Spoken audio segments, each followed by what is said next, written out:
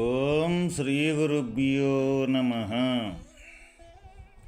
శ్రీ భాగవత కృష్ణదేశికేంద్రుల వారి శుద్ధ నిర్గుణ తత్వకందార్థములు. ఈ గురుమంత్రం యొక్క ప్రతాపమును తెలియజేయుచున్నారు. శిష్యుడా,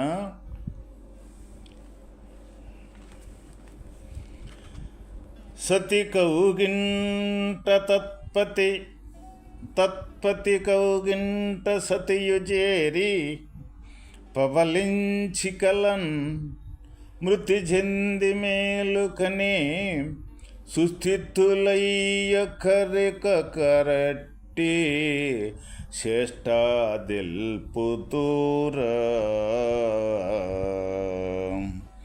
సిగ్గోదెలియ చేష్ట నిల్పుదూర ప్రతిలేని గురుబోధ స్థితి చెంద్యట్లనే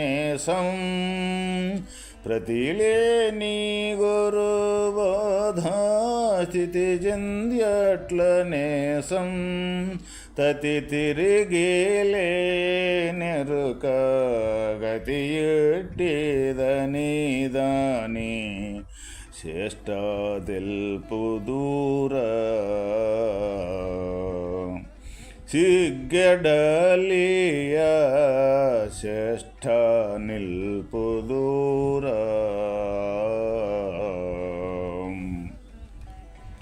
ఓ శిష్యుడా, భార్య ఆలింగనమున భర్తయును, భర్త ఆలింగనమున భార్యయును చేరి రతి సుఖముననుభవించి ఏకమై తన్మయత్వము చెంది మేల్కొనిన తరువాత ఒకరినొకరు వారు చేసిన పని తెలుపుదురా. సిగ్గులేక వారు చేసిన రతిని మరలా చేసి తెలియపరుచుదురా, చెప్పుకొనరు కదా. అట్లే సాటిలేని పరిపూర్ణ బోధను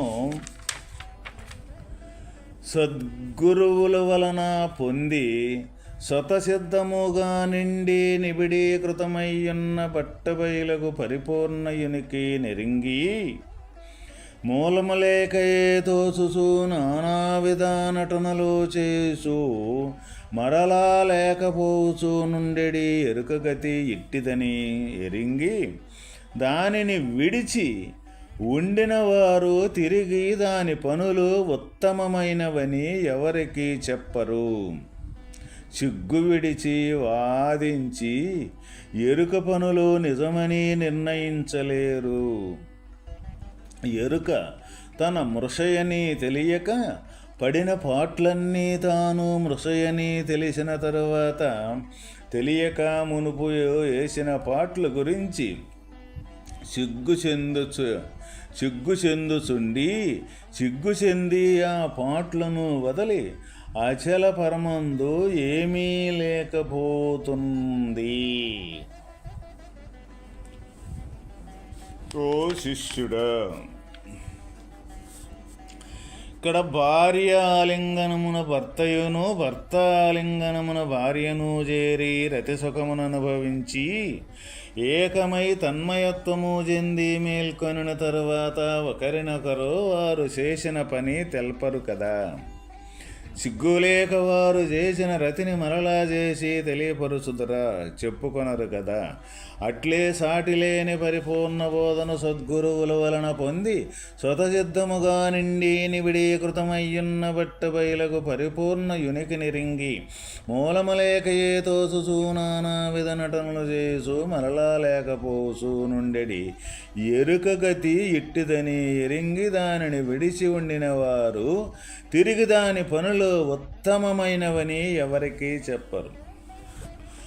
మనకి ఈ ప్రపంచములో, ఈ లోకములో మనం ఈ జీవన విధానం గడుపుతూ ఉంటాము. ప్రతి ఒక్కరము కూడా ఎందుకు గడుపుతూ ఉన్నాము ఈ లోకములో అంటే పుట్టింది లగాయితో ఈ లోకమే, ఈ ప్రపంచమే మనకు తెలుసుద్ది కాబట్టి ఈ ప్రపంచం తప్ప వేరే మనకి ఇంకొకటి ఏది తెలియనే తెలియదు.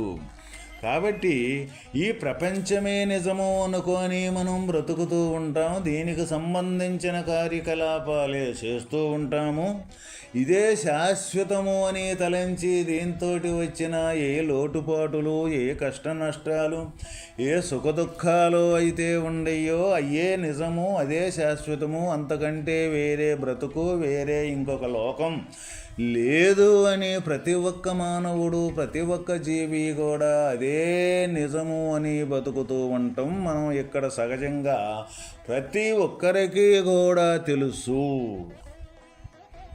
కాబట్టి ఇది అచలతత్వము దీనికంటే ఒకటి, దీనికి ఆధారమైన యొక్క స్వరూపము అచల బ్రహ్మము యొక్క స్వరూపమంటూ ఒకటి ఉంది. ఏమీ లేని ఉత్త బట్టబయలుయందే ఈ స్వతసిద్ధముగా ఉన్న బట్టబయలునందే ఈ ఎరుకనే, ఈ ప్రపంచం మొత్తం కూడా ఎరుకనే.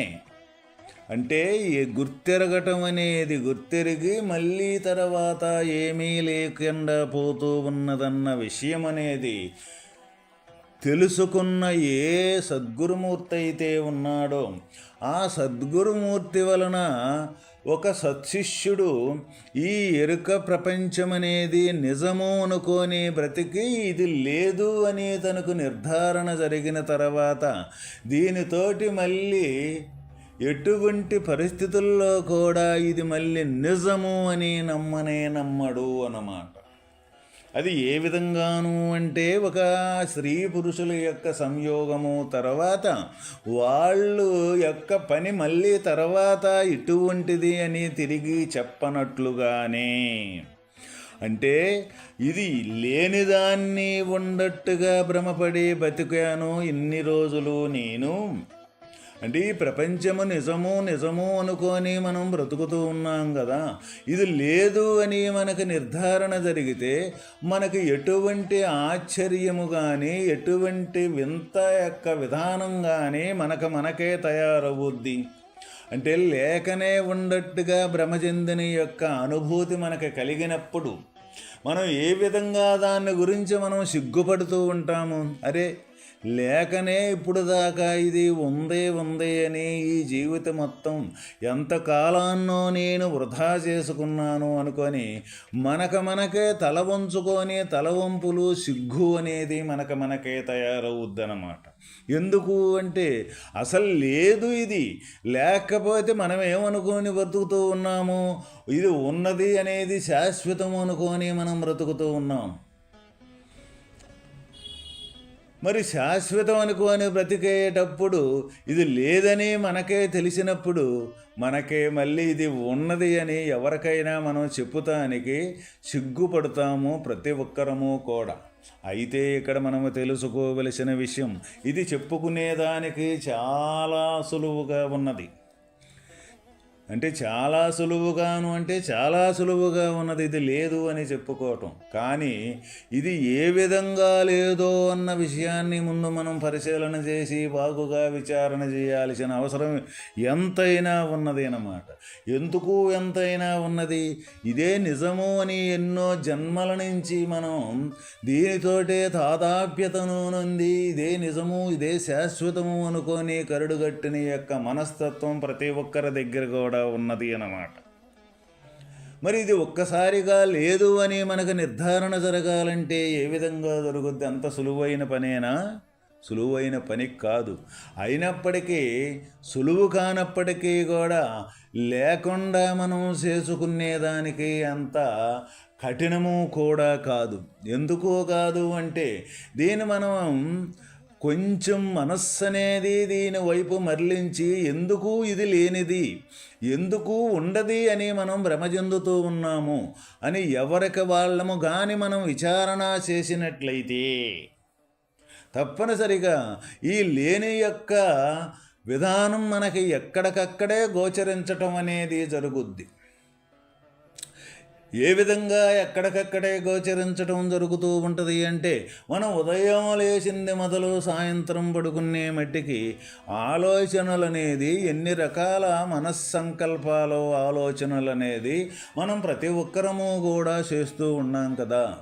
అయితే ఆ చేసే ఆలోచనలు విరామం లేకుండా ఒకదానెమ్మటి ఒకటి మనం గాఢ సుషుప్తి పడుకున్నదాకా ఈ ఆలోచనలు అనేది ఏమైనా ఆగుతూ ఉన్నాయా ఎవరికైనా? ప్రతి ఒక్కరము మనం కానీ విచారించినట్లయితే ఈ ఆలోచనలు అనేది ఎవరికి కూడా మనము సాయంత్రం గాఢ సుషుప్తికి పోయిందాకా ఈ ఆలోచన పరంపరలనేది ఎటువంటి పరిస్థితుల్లో కూడా ఆగం. ఒకదానమ్మట ఒకటి ఒకటి పోయినాక ఒకటి పోతూ ఉంటుంది, మళ్ళీ ఒకటి వస్తూ ఉంటుంది. ఒక ఆలోచన పోతే మళ్ళీ కొత్త ఆలోచన వస్తూ ఉంటుంది. ఈ విధంగా ఈ ఆలోచనల పరంపరం ఆగదు. ఇక రెండవది, ఈ ఆలోచనలతోటి కూడుకున్న పనులు ఏవైతే ఉండయో, చేయదగిన పనులు కానీ చేయరాని పనులు కానీ, మనకు సంబంధించినవి కానీ, మన కుటుంబానికి సంబంధించినవి కానీ, పేరు ప్రఖ్యాతులకు సంబంధించినవి కానీ, అనేక రకాల కర్మలు అనేక రకాల క్రియలు ఏవైతే ఉన్నాయో ఇవన్నీ ఒకదానమ్మటి ఒకటి చేస్తూనే ఉంటాం. ఒక పని అయిన తర్వాత మళ్ళీ ఇంకొక పని చేస్తూ ఉంటాం. ఈ కూడా ఆగటం లేదు కదా. మరి ఆగనప్పుడు ఒకటి పని మొదట మనం ఒక పనిని బిగించేసి అది అయిపోయిన తర్వాత అది ఏమీ లేకుండా పోతూ ఉన్నది, అయిపోయిన తర్వాత మళ్ళీ కొత్త పని చేస్తూ ఉంటాం. ఈ విధంగా మనం ప్రతి ఒక్క నిమిషం, ప్రతి ఒక్క క్షణం, ప్రతి ఒక్క గంట, ప్రతి ఒక్క రోజు మనం చేసే ప్రతి ఒక్కటి ఆలోచన కానీ పని కానీ ఒకదానమ్మటి ఒకటి చేసుకుంటూ వెళ్ళిపోతూ ఉన్నాం. కాలంలో ఇవన్నీ కాలంలో జరిగిపోతూ ఉన్నాయి, కాలగర్భంలో కలిసిపోతూ ఉన్నాయి. నిన్నట చేసింది నిన్న కలిసిపోయింది, ఈరోజు చేసింది ఈరోజు కలిసిపోతూ ఉంటుంది, రేపు మళ్ళీ కొత్తది రానే వస్తూ ఉంటుంది. ఈ విధంగా ఈ 3 కాలాల్లో జరిగే యొక్క ప్రక్రియ అనేది ఏ మానవుడికైనా ఏ జీవికైనా సరే ఈ అనేది ప్రతి ఒక్కరికి కూడా జరుగుతూ ఉన్న విషయమేను. అయితే మనకు ఆలోచన రాదు, మనం దాని గురించి అసలు కొంచెమైనా దృష్టి పెట్టం. ఎందుకు పెట్టము అంటే ఈ శరీరముతోటి గుర్తెరిగిన బయట ప్రపంచం ఏదైతే ఉన్నదో అదే మనకు నిజము అని మనకు గుర్తుంటుంది. కాబట్టి అది నిజము, దానికి సంబంధించిన కార్యకలాపం ఏదైతే ఉందో ఒక చూడటంతో ఒక రూపకం కనపడుద్ది, ఆ రూపకానికి సంబంధించిన పేరు కనపడుద్ది, ఆ పేరుకి రూపకానికి కలిసి ఒక క్రియ కనపడుతుంటుంది. ఇదే మన ప్రపంచం అనేది కనపడుతుంటుంది. కానీ ఇది చూసేది కానీ ఆ చూడబడేది కానీ అంతకుముందు ఎన్నో చిత్ర విచిత్రాలను మనం చూసి ఉంటాం. ఎన్నో రకాలైన క్రియలని, ఎన్నో రకాల మార్పులను చూసి ఉంటాం. అయితే చూస్తే ఏమైనా ఉండయ్యా? ఏమీ లేకుండానే పోతూ ఉన్నాయి అన్నమాట. అదేవిధంగా ఇప్పుడు ప్రత్యక్షంగా చూసినవి కూడా అదే విధంగా లేకపోతూ ఉన్నాయి అన్నమాట. ఆ విధంగా మనం ఎవరికి వాళ్ళం కానీ అట్లా కానీ మనల్ని కానీ మనం విచారించుకున్నట్లయితే మనం చేసే ఆలోచనలో ఉండటం లేదు, మనం చేసే పనులు ఉండటం లేదు, మనం చూసే దృశ్య రూపకము ఉండటం లేదు. ఇవన్నీ రోజువారీలో అనేకం చూసి అనేకం మళ్ళీ లేకుండా పోతూ ఉన్నాయి. చివరికి ఏం మిగులుతున్నామంటే వీటన్నింటినీ చూసేది, వీటన్నింటినీ కదిలించి ఆడించేది ఆ చూసే వస్తువు నేనయ్యే ఎప్పుడూ కూడా ఉన్నాము అన్న విషయం మనకు ఎవరికి కూడా తెలియదు. అదే ఇక్కడ ఎవరి సంగతి వారికి తెలియదు అనేది. అందువల్లే పెద్దలు మనకు నీ సంగతి నువ్వు తెలుసుకో, నిన్ను నీవు తెలుసుకో అని మనకే ఈ వేదాంత మార్గములో పదే తెలియజేసింది. నిన్ను నీవు తెలుసుకోవటం అంటే నీవెప్పుడూ మిగిలి చూసే యొక్క జ్ఞాన స్వరూపానివే నీవు. కానీ ఈ మిగిలి చూసే జ్ఞాన స్వరూపము చూడబడే వస్తువు నిజమని భ్రమపడి అక్కడ తిరుగుతున్నావు, అది అబద్ధం అని మనకు పెద్దలు తెలియజేసింది. కానీ మనకు అక్కడికి రాదు, మన జ్ఞానం అనేది అక్కడ రాదు. ఏదైతే ఉంటుందో అదే అలవాటుతోటి ప్రయాణం అవుతూ ఉన్నది.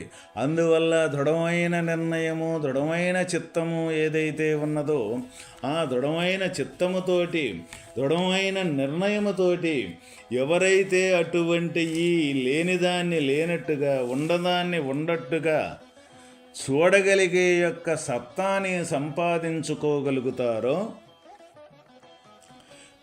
తప్పనిసరిగా వాళ్ళకే ఇటువంటి ఈ లేనిది లేనట్టుగా ఎప్పుడూ నిర్ధారణ జరిగి ఇది లేదు కదా, నిజమే కదా, వాళ్ళు పెద్దలు చెబుతూ ఉన్నది ఈ విషయాన్నే కదని ఆ పెద్దలు చెప్పిన యొక్క విషయాన్ని ఈ ఎప్పుడూ శాశ్వతంగా ఉండే యొక్క ఉత్త బట్టబయల యొక్క అచలతత్వాన్ని ఈ రెండింటి యొక్క విచారణ సంపూర్తిగా తెలుసుకొని ఈ లేనిదాన్ని లేనట్టుగా నిర్ధారణ జరిగితే అది మళ్ళీ అది ఉందని మనకే చెప్పుకునేదానికి మనకే సిగ్గుపడటం అనేది జరుగుద్ది.